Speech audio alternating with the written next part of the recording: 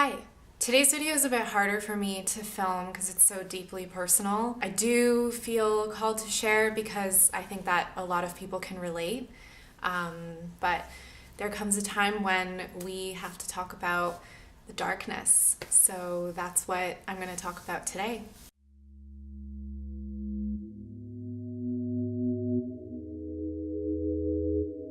So I wrote a post not too long ago on my Instagram about how I can feel like a ray of sunlight. Some of my favorite things that people I really care about have told me is that I feel like they're a ray of sunshine. That's like my favorite compliment. It's something I've always carried through childhood. I was always referred to as Little Sunshine by like friends and family. I had this book about this girl named Little Sunshine that was all about how bright and happy she was. So I always resonated with this idea of being a bright light. And I think that all of us have this capability when we're shining, when we're radiating, when, we walk into a room and we light it up. When we're being our true, most expressive selves, we tend to shine. It's not to say that I think I'm this like crazy, epic ball of light, but I do. I think everybody is. My point is that there's a dark side to it, and there's a duality within all of us. And just as the sun shines really bright in the sky, when night sets in, there are shadow aspects of ourselves that we have to struggle and deal with through all of our lives. Something that I struggle with, that I've come to terms with in the last year or two in a different way, something to pay a lot more attention to, has been my anxiety and my fear. So at the same time that I've had people comment on this shiny aspect, I've also had readings from energy readers or people who've seen me in a different light tell me that I am full of fear. I had a shaman tell me that the amount of intense fear that I live with is really scary. My fears are so intense and they're with me all the time. And I do relate that to my anxiety because for my own experience, anxiety is very fear-based. And what I want to do when I talk about my fears and anxieties is speak to you about them through my own experience, not to guide anybody or suggest anything. I think everybody has their own journey with it and may need to seek help in different ways. I'm simply going to vulnerably share my own experience and my own challenge and how I've come to deal with and also see my anxiety and my fears and my darkness. The reason I call it my darkness or illustrate it that way is because when I'm in that space, it is a very dark feeling. It feels like you are in the thick of night. It feels like you're alone. It feels very isolating because you're fighting with your own mind and your own worst fears, and people can pull you out and say things to snap you out of it, but it really does come down to me in the end to convince myself that that person's right, that what my true internal voice is saying is right, which is often the quieter, calmer voice. The anxious voice is very loud and frantic and screaming. I, at the end of the day, have to soothe and nurture myself and bring myself back into the light. It's also not a coincidence to me that when I am going through anxious times, my fears and anxieties come up most when I'm going to bed, when I'm falling asleep. Like, I've come a long way with embracing the ritual of going to bed and not putting it off and getting my rest and doing relaxing things to fall into a sleep that is peaceful and rejuvenating. And I love dreaming. I love decoding my dreams and listening to them. But when I am going through anxious times, that nighttime is when I tend to betray myself the most. That's when I'm grappling with my most intense kind of struggles. That's when the most existential sort of fear-based thoughts come up. And I think that happens to a lot of people because at night we're winding down for the day and we're suddenly hit by this onslaught that maybe we haven't been paying attention to during the day. If you haven't noticed, I have to take a lot of deep breaths throughout this video because it's not easy to talk about. So I have always felt like a ball of light in a sense that came into this scary world. Ever since I was a little kid, I was absolutely terrified of everything, so many things. It doesn't mean I didn't do things and I didn't overcome that and challenge myself and see the beauty in life, but I had terrifying thoughts about things that seemed like a lot to think about for a little kid. Ever since I can remember, I had very intense existential anxiety where I would stay up late at night, again, while trying to fall asleep, and I would plague myself with questions about why we're here, what our purpose is, what all this is for, what happens beyond this, if anything, to the point where I would wake up my parents almost every night with those questions to their delight. If I had a kid wake me up with those questions every night, I don't know what I would do. And they would try to comfort me in the only ways they sort of knew how. My parents are both quite religious, so they would give me answers that were more spiritual in that sense. But it never satisfied because nobody has the answer. Nobody has the answer to some of those questions, and I think that's why those questions plagued me, is because they were unanswerable. So they were the most fearful thing I could possibly conjure up. And I still get existential periods like that all the time. Again, mostly when I'm falling asleep, I will be jolted awake and think to myself, what is all this for? And day to day, I find myself able to grapple with those thoughts a lot better. They don't scare me as much. In fact, it's kind of the opposite effect. I've trained my brain and done enough reading and exploring for my own concept of spirituality to soothe myself and give myself the answers that make me feel good, and to make peace with the unknowing, and to just stay open to whatever truth or experiences might come my way to color that whole thought experiment. There are so many more things I can go into that I feared growing up, but it would be way too long of a video. To keep it concise, there's a health anxiety attached to all of that, where I was often very afraid of illness, of obviously death, of people around me being ill, and things happening to them. If people were late or uncommunicative, I would immediately go into a very intense panic that something happened. A function of anxiety that I deal with is catastrophizing and jumping to the worst case scenario. You always conjure up the worst possible case scenario and scare yourself with that and convince yourself that whatever reality you're in is that scenario playing out. The tricky thing, or the interesting thing, is we actually don't know what it would feel like to be in any of the scenarios we imagine, so our imagination is a lot worse. It's more convincing, but when you're in that situation, if that situation were to actually happen, which it often doesn't when we worry like that, it ends up feeling very different from what we imagined it would feel like. So that brings me comfort as well, is I know that my mind is very, very powerful and mistaken. It's not necessarily correct. As an adult, I've definitely learned to cope with that anxiety better. I did have some of the resources and tools growing up that helped me get through my anxiety as a child. I did have people in my life who really understood. I also had people who didn't. Most importantly, there was nothing wrong with me. Like, anxiety is such a common affliction, and we know that now, but as a child, experiencing it as a child, it never crossed my mind that this was something anybody else experienced. I thought this was just me. I was given a book to read about panic and anxiety disorder, and reading that book was a huge revelation for me because I read about people's stories and experiences that were exactly like mine. Just seeing all the little intricate ways in which we actually share very, very common experiences, very common thoughts, is so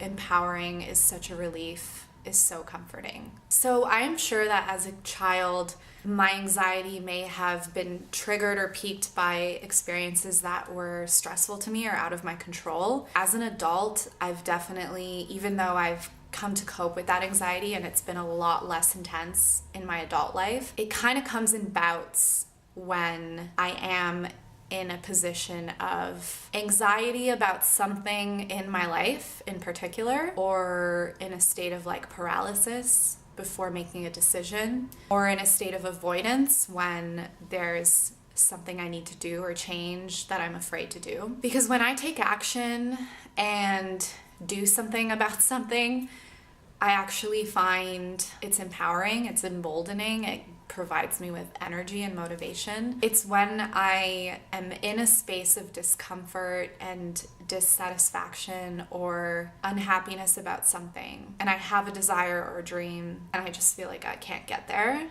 Or I know exactly how to get there, but I'm terrified to take that step. And that's where the fear plays a role. As we all know, it's very scary to jump into the unknown, to do things we've never done before, to take actions that are out of our comfort zone. I have come to realize, with the help of therapeutic support and friends who I can talk to who understand, that when I'm having an anxious episode, what tends to happen is I'm anxious about something relatively unrelated to the situation I'm actually anxious and stressed about. So something will happen, or I'll conjure something up that is seemingly kind of random, and I'll fixate on that, and that will spur my anxiety for, let's say, like a week. And what I'm really stressed about is buried beneath that, and I'm not really aware of it yet. It hasn't hit me yet through this bout of anxiety that this is what's really going on. This is what I'm really stressed about. And this is often less scary than the situation I've conjured up.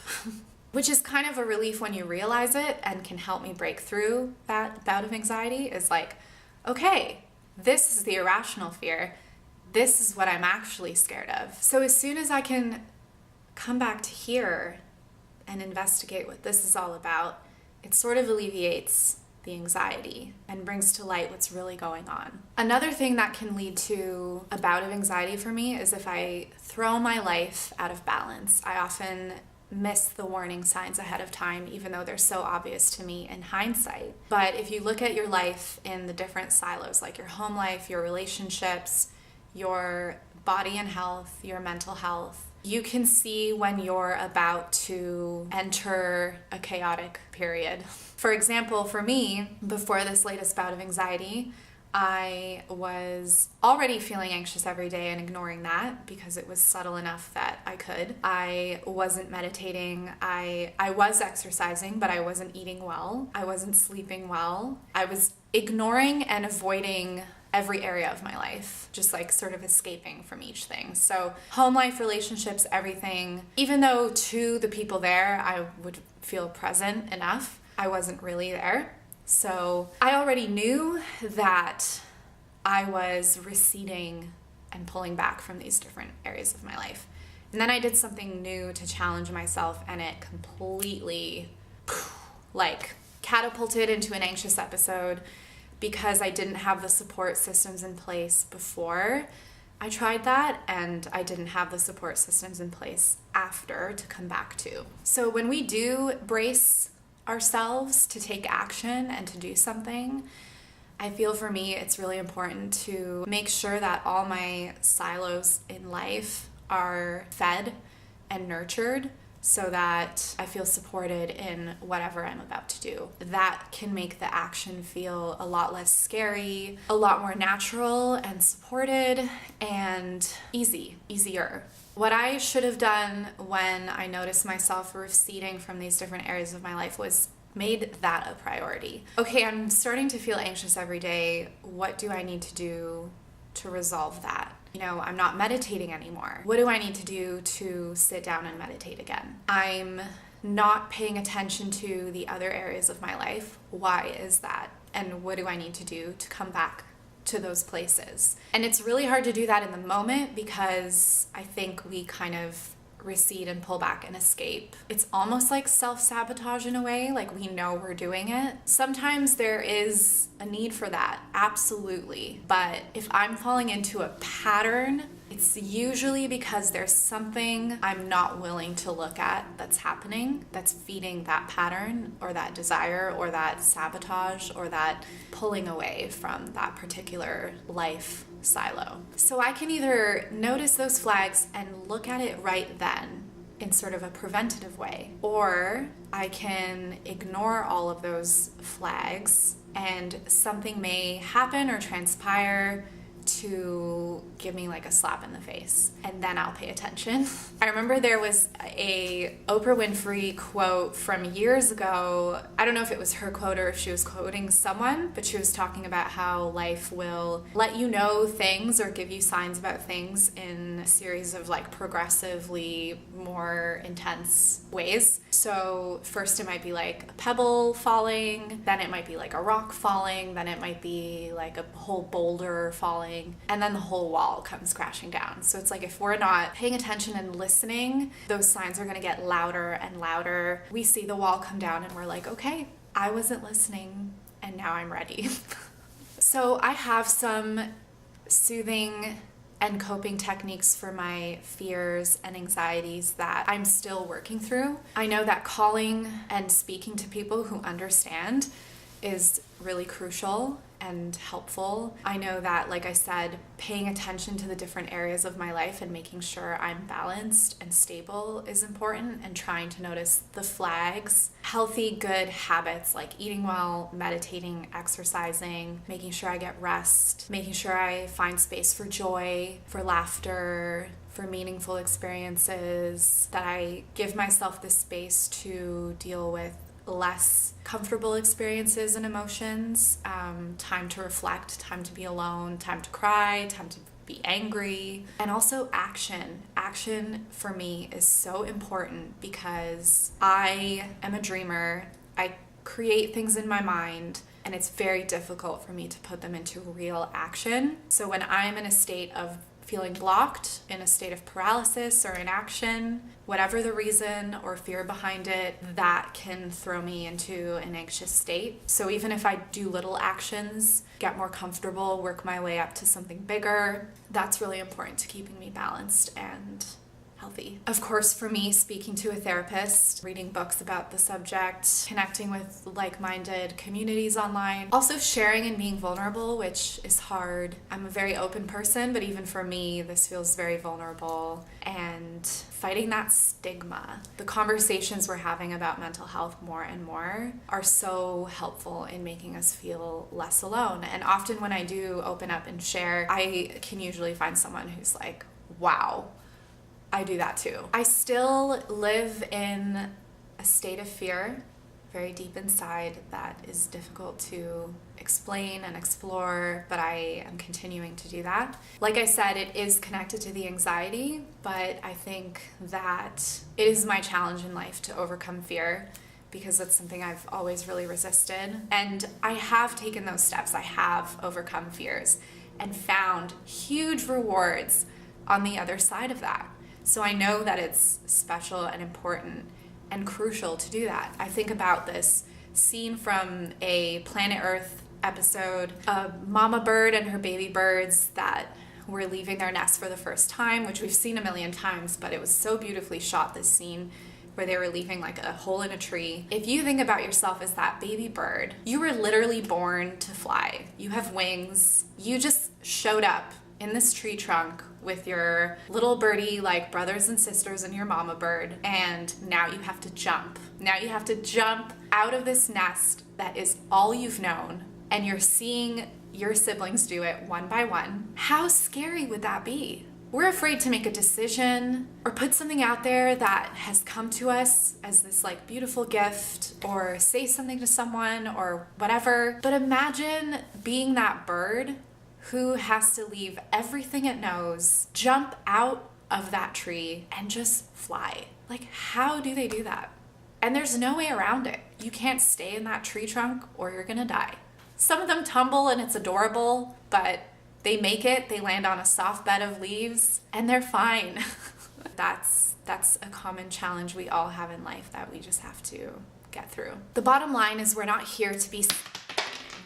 That's kind of funny. My crystal fell out just as I said that, like it leaped out of my hand. So the bottom line is that I don't think we're here to be stagnant. We're here to move, to take action, to turn what happens up here into reality, to decipher that what happens up here is not reality. We have that power. The power of creation creativity, action is what propels us forward and grows us as people, finds our true selves, allows us to express what we're here to express. I hope that my openness and vulnerability about this can bring some comfort to some of you out there who struggle with some of the same things. I wish you the best on your journey. So thank you so much for tuning in. I appreciate it, and I have other videos that you can check out. I will be continuing to make videos about every 2 weeks. So if you have anything you would love to hear me talk about, feel free to make suggestions. I usually just speak from whatever I'm resonating with at the time. I also have an Instagram account at SuzBub